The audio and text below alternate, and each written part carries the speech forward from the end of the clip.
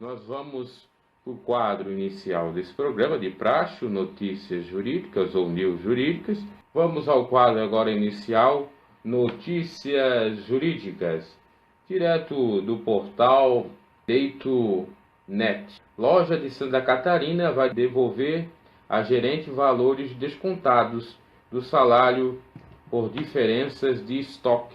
Vamos a essa notícia. Temos muitas aqui no quadro Notícias Jurídicas. Vamos à primeira. E a fonte é do Tribunal Superior do Trabalho, que está no portal Direito.net. As lojas Salfer S.A., que vendem produtos eletrônicos, inclusive celulares, em Brusque, Santa Catarina, foram condenadas a ressarcir um ex-gerente os valores referentes a diferenças de estoque descontados do seu salário. Mesmo havendo autorização do trabalhador, não ficou demonstrado que o extravio de mercadorias tenha ocorrido de ato doloso ou culposo de sua parte, por isso a situação não se enquadra nas hipóteses autorizadas por lei para a efetivação dos descontos. O entendimento do Tribunal Regional do Trabalho da 12ª Região de Santa Catarina, que determinou o ressarcimento, foi mantido pela 5ª Turma do Tribunal Superior do Trabalho, a não conhecer do recurso de revista da empresa. A prática adotada pela empresa, segundo o TRT, gerou prejuízo ao trabalhador, sem que se tenha comprovado que não se pode presumir pelo simples exercício de cargo de gerência. Na petição inicial ao relator, o procedimento corriqueiro do empregador, o profissional contou que, quando era gerente da loja, uma vez constatada a falta de mercadoria no estoque, seja por ter ocorrido algum furto ou qualquer outro motivo, esse prejuízo era suportado exclusivamente por ele, que se via obrigado a pagar todos os meses o valor correspondente. A empresa argumentou em sua defesa que havia autorização para fazer os descontos e apresentou documentos comprovando. No recurso ao TST, as lojas Salfer sustentaram ainda que o empregado, como gerente, tinha o dever de zelar pelas mercadorias e era o responsável por conferi-las. Disse que, ocorrendo extravio, havia auditoria interna para apuração do estoque acompanhada pelo gerente. Quando se constatava que houve negligência desse, a empresa efetuava o desconto. No TST, o Tribunal Superior do Trabalho disse: o relator do recurso, ministro João Batista Brito Pereira, citou precedentes da turma do TST que corroboraram o entendimento do Tribunal Regional de não ser devido o desconto sem a comprovação do ato doloso do empregado, visando que o empregador não pode transferir os riscos do negócio ao empregado, afastando assim a alegação da ofensa do artigo 462, parágrafo 1º da CLT, que considera nisso o desconto em caso de dano causado pelo empregado. A decisão foi unânime. Então, loja de Santa Catarina da Salfer vai devolver a gerente os valores descontados do salário ou diferenças de estoque. Temos aí jurisprudência. Vamos a mais uma notícia interessante e do portal também de Direito.net. Vamos ver aqui o que nós temos. Trabalho de engenheiro em manutenção de rodovia na Amazônia é considerado atividade de risco. Olha só, TST, também do Tribunal Superior do Trabalho. A viúva e as filhas de um engenheiro da Via Engenheira S.A. de Minas Gerais, que morreu dias após sofrer um acidente na BR-174, Manaus, Boa Vista, onde trabalhava na manutenção da rodovia, vão receber indenização pelos danos morais e materiais pela morte do marido e pai. A empresa alegou que o acidente decorreu de culpa exclusiva do empregado, mas a 4ª Turma do Tribunal Superior do Trabalho negou provimento ao seu recurso, considerando que o engenheiro trabalhava em atividade de risco.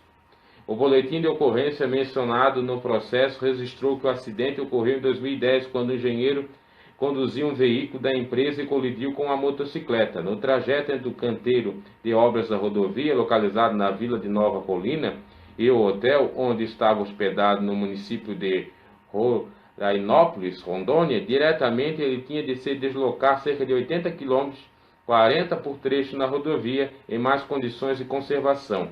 O espólio pediu separação, pelo menos, de danos morais e materiais. O Tribunal Regional do Trabalho da 3ª Região de Minas Gerais reconheceu a responsabilidade civil objetiva da empresa pelo infortúnio, considerando que o engenheiro trabalhava em atividade de risco.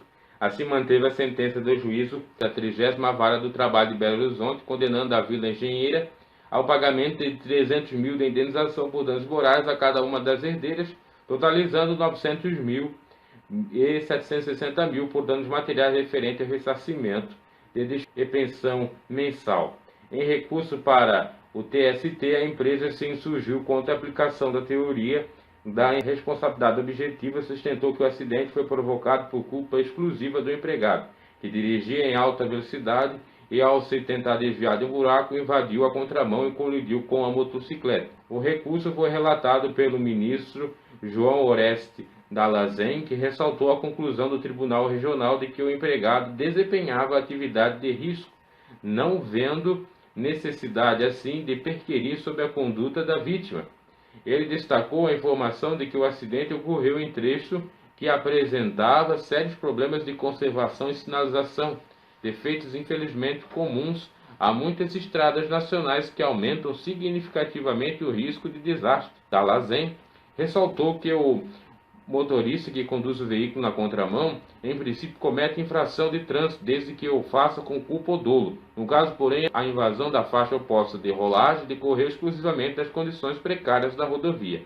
Perícia. O ministro assinalou ainda que as declarações registradas no boletim de ocorrência não decorreram da constatação de autoridade policial, mas foram firmadas unilateralmente pelo condutor da motocicleta envolvida no acidente, que evidentemente carece de isenção. Além disso, os fatos não foram confirmados por perícia, que sequer foi realizada. A decisão foi unânime. Após a publicação do acórdão, foram expostos embargos declaratórios ainda não examinados. Então, mais uma jurisprudência. Trabalho de engenheiro em manutenção de rodovia na Amazônia é considerado uma atividade de risco. E a derradeira aqui para o quadro News. Amizade entre gerente superior afasta a condenação de empresa por assédio moral. Veja só. Também do Tribunal Superior do Trabalho. Estamos aqui só na CLT, só no trabalho, só na Justiça Trabalhista. A primeira turma do Tribunal Superior do Trabalho rejeitou o recurso de um ex-gerente de planejamento operacional de Chibatão Navegação e Comércio Limitada de Manaus, Amazonas, que prendia a condenação da empresa ao pagamento de indenização por danos morais em razão de assédio que afirmava ter sofrido por um dos proprietários. Segundo o Tribunal Regional do Trabalho da 11ª Região, Amazônia, não é possível concluir que houve dano, tendo em vista que o tratamento dispensado ao empregado era compatível com o laço de amizade existente entre eles. A indenização já havia sido negada pela 17ª Vara do Trabalho de Manaus. Segundo a sentença, o grau de intimidade entre ambos extrapolava o ambiente de trabalho, pois um frequentava a casa do outro e comemorava juntos aniversários e ano novo, além de viajarem juntos. Ninguém viajava a Paris em companhia que considerava desagradável e sem educação, afirma a decisão. Assim, considera o temperamento do proprietário exasperado e fora dos padrões de respeito que se espera de um homem médio, tal era bem tolerado pelo gerente, pois os amigos nos cabe escolher. No recurso ao TST, o empregado disse que passou por situações humilhantes e de extrema degradação íntima, pois era constantemente tratado com termos pejorativos, palavrões, pelo proprietário, sendo inclusive agredido fisicamente, e reiterou que não havia amizade entre ele e seu superior, pedindo a revalorização de depoimentos para comprovar a afirmação. O relator ministro Hugo Carlos entendeu que, diante dos termos da decisão do regional, não é possível concluir que tenha havido dano, resiste ainda com o acolhimento de sua argumentação de que não haveria amizade entre ele e o superior, e a revalorização de depoimentos esbarra na impossibilidade de o TST rever os fatos e provas. Súmula 126. A decisão foi por maioria de votos, vencido o ministro Lélio Bentes Correia. Então, a amizade entre gerente superior afasta a condenação de empresa por assédio moral. Tomar cuidado aí com as amizades. Pode até, então, você se danar, inclusive, no âmbito profissional, né? Por isso que diz aquele termo, jargão, ditado: amigos, amigos, negócios à parte. Não dá para misturar as coisas. Então nós temos que tomar muito cuidado. Então essas foram as notícias jurídicas aqui.